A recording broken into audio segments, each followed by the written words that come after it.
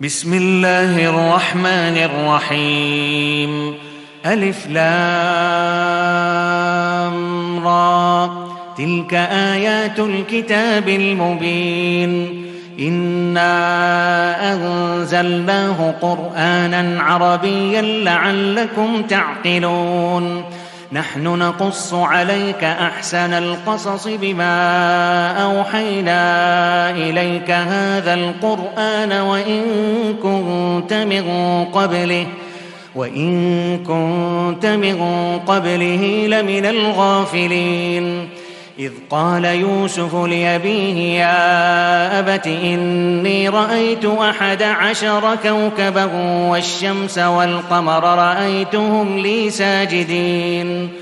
قال يا بني لا تقصص رؤياك على إخوتك فيكيدوا لك كيدا، إن الشيطان للإنسان عدو مبين. وكذلك يجتبيك ربك ويعلمك من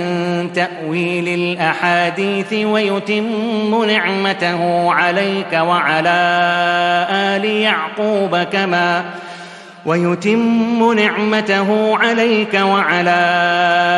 يعقوب كما أتمها على أبويك من قبل إبراهيم وإسحاق، إن ربك عليم حكيم. لقد كان في يوسف وإخوته آيات للسائلين، إذ قالوا ليوسف وأخوه أحب إلى أبينا منا ونحن عصبة إن أبانا لفي ضلال مبين. اقتلوا يوسف أو اطرحوه أرضا يخل لكم وجه أبيكم وتكونوا من بعده قوما صالحين. قال قائل منهم لا تقتلوا يوسف وألقوه في غيابة الجب يلتقطه بعض السيارة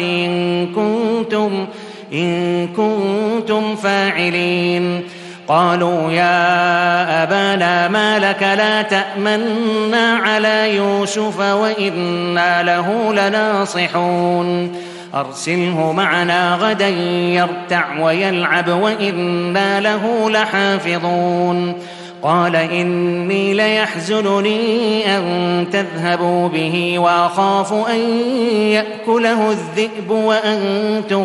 وأنتم عنه غافلون.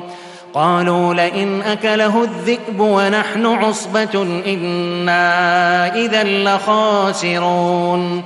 فلما ذهبوا به وأجمعوا أن يجعلوه في غيابة الجب وأوحينا إليه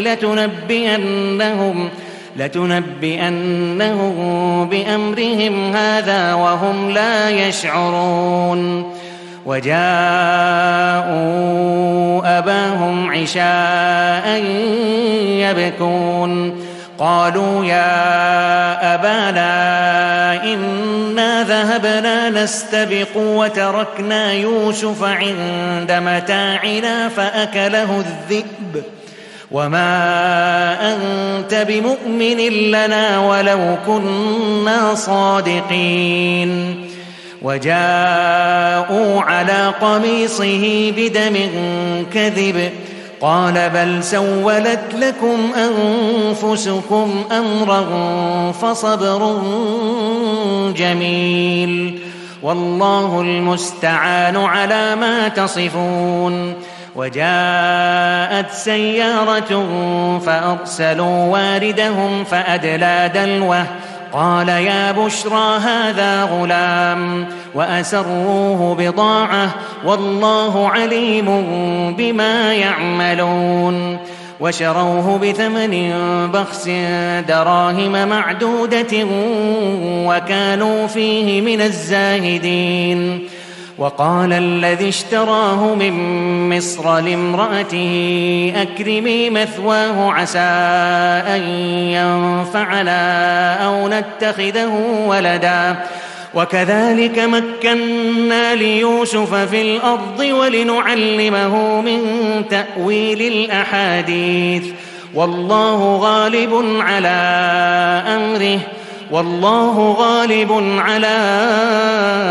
أمره ولكن أكثر الناس لا يعلمون ولما بلغ أشده آتيناه حكما وعلما وكذلك نجزي المحسنين وراودته التي هو في بيتها عن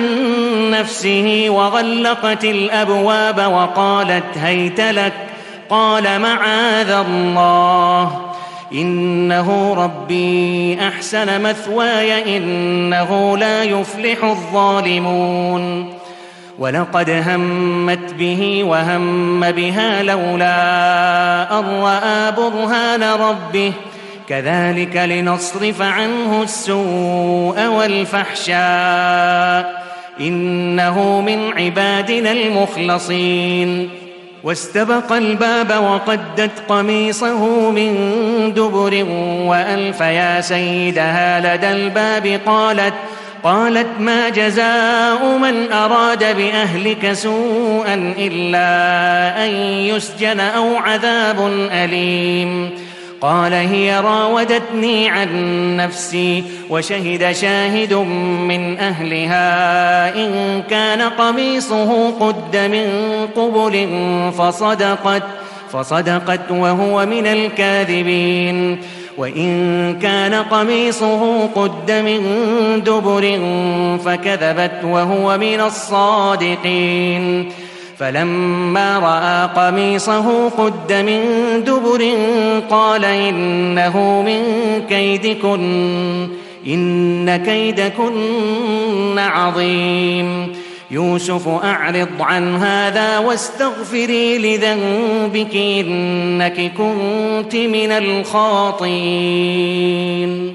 يوسف أعرض عن هذا واستغفري لذنبك إنك كنت من الخاطئين وقال نسوة في المدينة امرأة العزيز تراود فتاها عن نفسه قد شغفها حبا إنا لنراها في ضلال مبين فلما سمعت بمكرهن أرسلت إليهن وأعتدت لهن متكأ وآتت كل واحدة منهن سكينا وقالت اخرج عليهن فلما رأينه أكبرنه وقطعن أيديهن وقلن حاش لله ما هذا بشرا إن هذا إلا ملك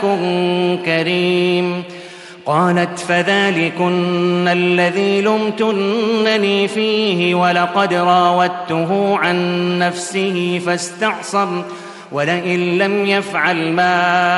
آمره ليسجنن وليكون من الصاغرين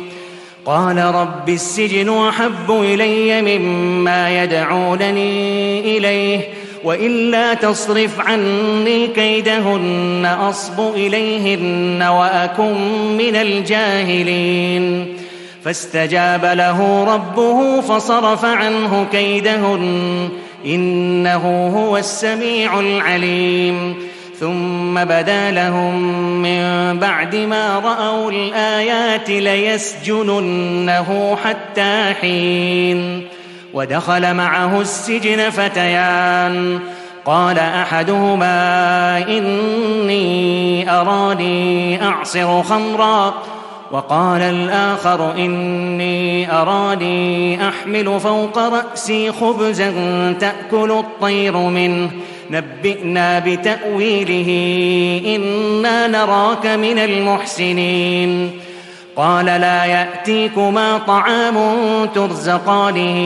إلا نبأتكما بتأويله قبل أن يأتيكما ذلكما مما علمني ربي إني تركت ملة قوم لا يؤمنون بالله وهم بالآخرة هم كافرون واتبعت ملة آبائي إبراهيم وإسحاق ويعقوب ما كان لنا أن نشرك بالله من شيء ذلك من فضل الله علينا وعلى الناس ولكن أكثر الناس لا يشكرون يا صاحبي السجن أأرباب متفرقون خير أم الله الواحد القهار ما تعبدون من دونه إلا أسماء سميتموها أنتم وآباؤكم ما أنزل الله بها من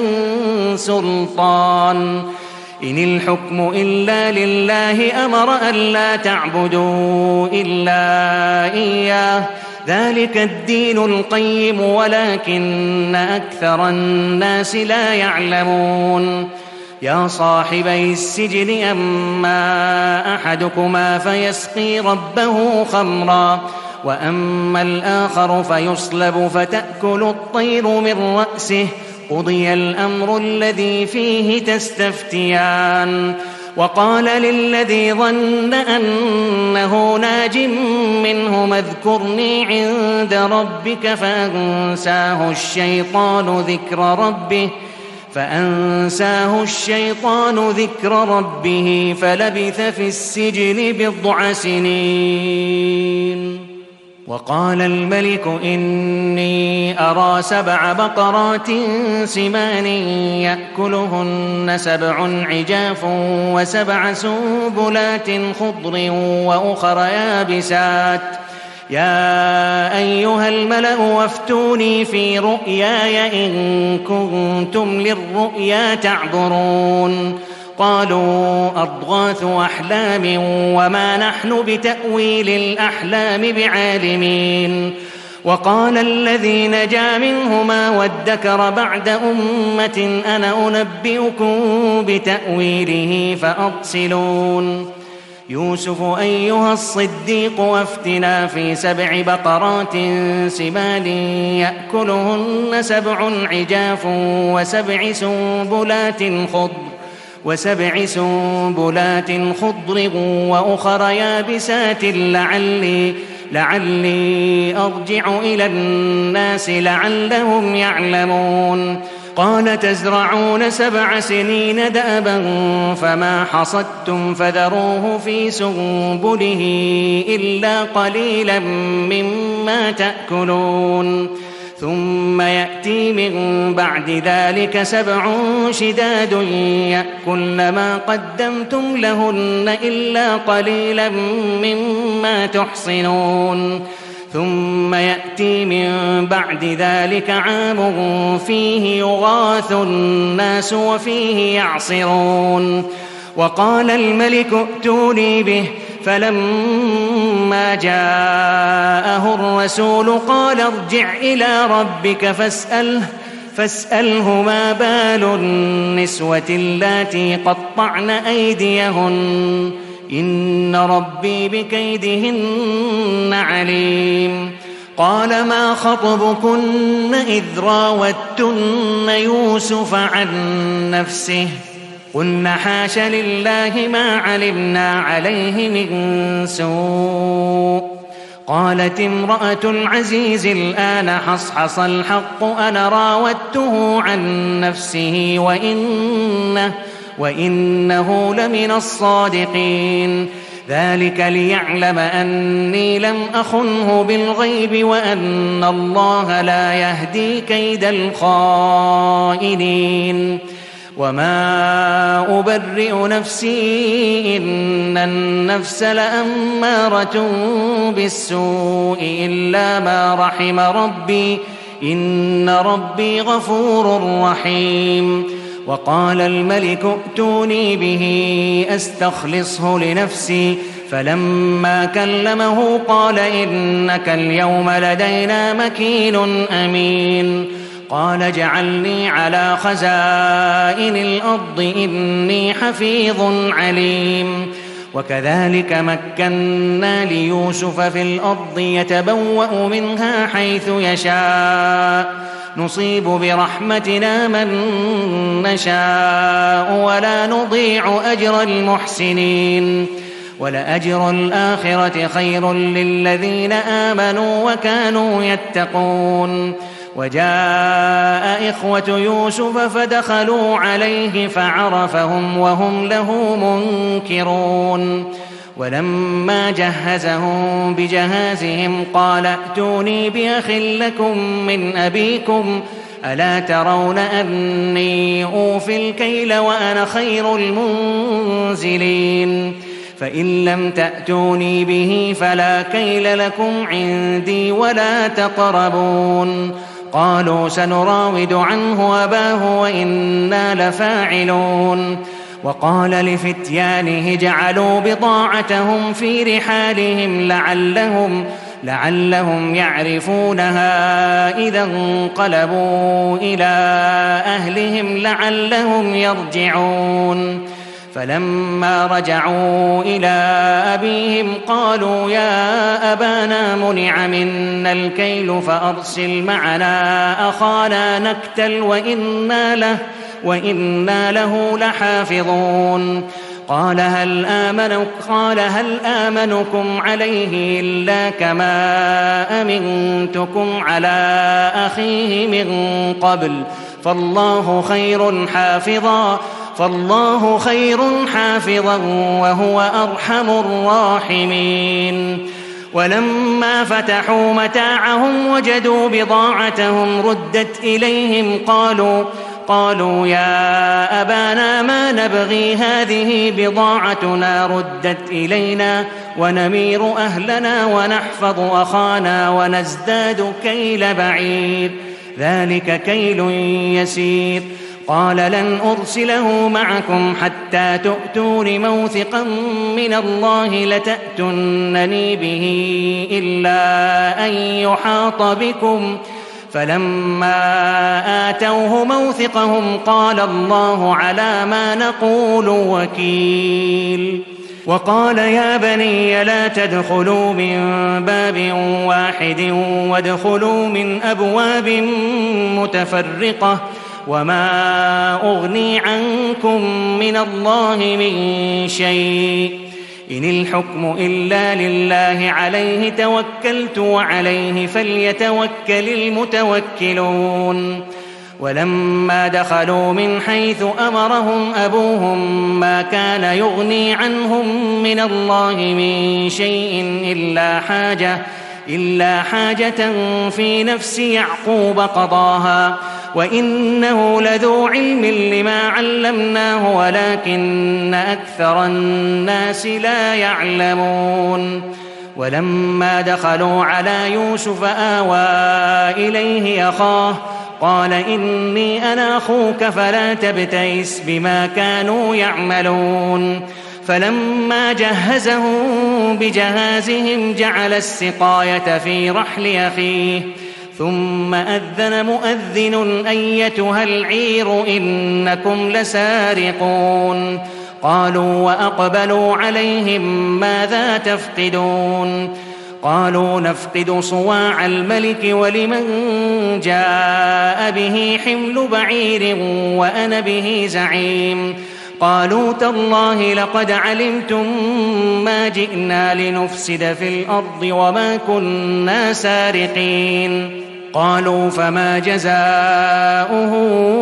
إن كنتم كاذبين قالوا جزاؤه من وجد في رحله فهو جزاؤه كذلك نجزي الظالمين فبدأ بأوعيتهم قبل وعاء أخيه ثم استخرجها من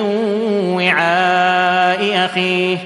كذلك كدنا ليوسف ما كان ليأخذ أخاه في دين الملك إلا أن يشاء الله نرفع درجات من نشاء وفوق كل ذي علم عليم قالوا إن يسرق فقد سرق أخ له من قبل فأسرها يوسف في نفسه ولم يبدها لهم قال أنتم شر مكانا والله أعلم بما تصفون. قالوا يا أيها العزيز إن له أبا شيخا كبيرا فخذ أحدنا مكانه إنا نراك من المحسنين. قال معاذ الله أن نأخذ إلا من وجدنا متاعنا عنده إنا إذا لظالمون.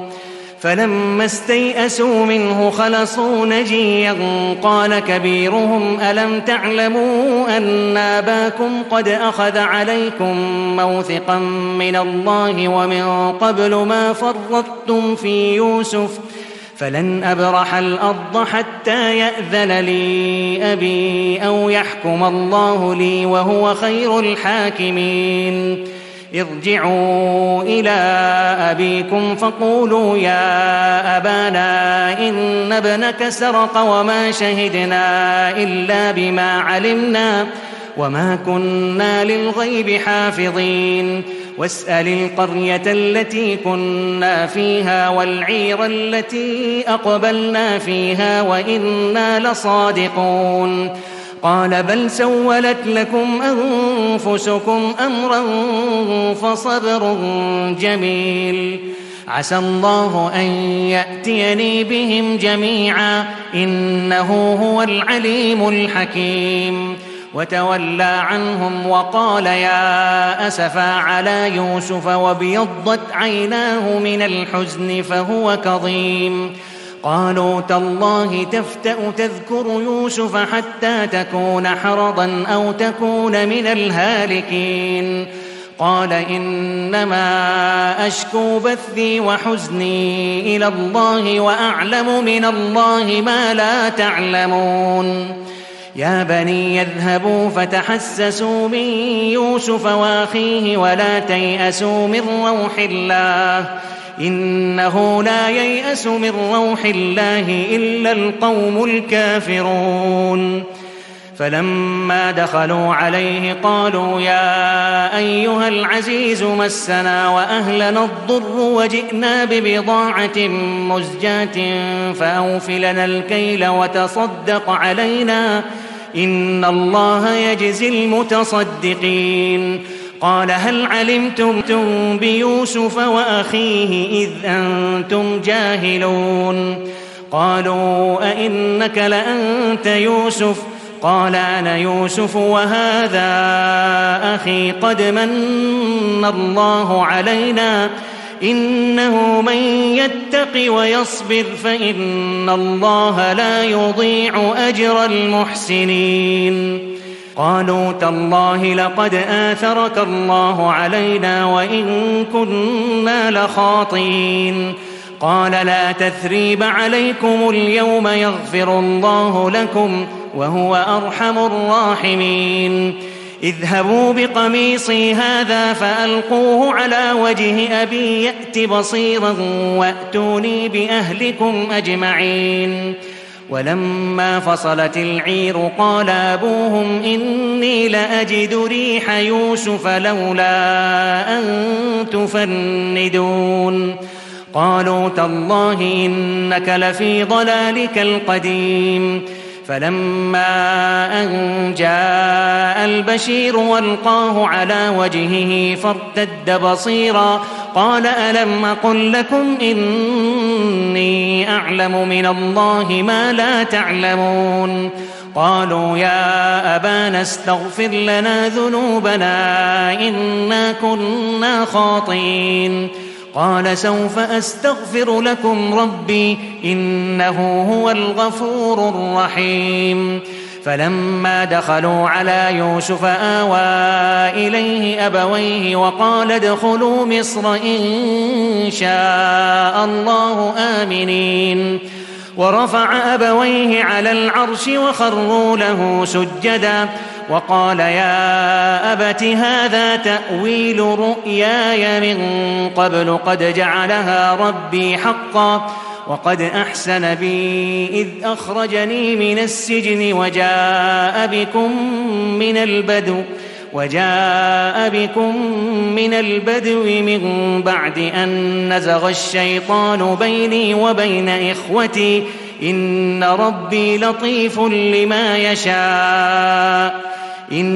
ربي لطيف لما يشاء إنه هو العليم الحكيم رب قد آتيتني من الملك وعلمتني من تأويل الأحاديث فاطر السماوات والأرض أنت ولي في الدنيا والآخرة توفني مسلما وألحقني بالصالحين ذلك من أنباء الغيب نوحيه إليك وما كنت لديهم إذ أجمعوا أمرهم وهم يمكرون وما أكثر الناس ولو حرصت بمؤمنين وما تسألهم عليه من أجر إن هو إلا ذكر للعالمين وكأي من آية في السماوات والأرض يمرون عليها وهم عنها معرضون وما يؤمن أكثرهم بالله إلا وهم مشركون أفأمنوا أن تأتيهم غاشية من عذاب الله أو تأتيهم الساعة بغتة وهم لا يشعرون قل هذه سبيلي أدعو إلى الله على بصيرة أنا ومن اتبعني وسبحان الله وما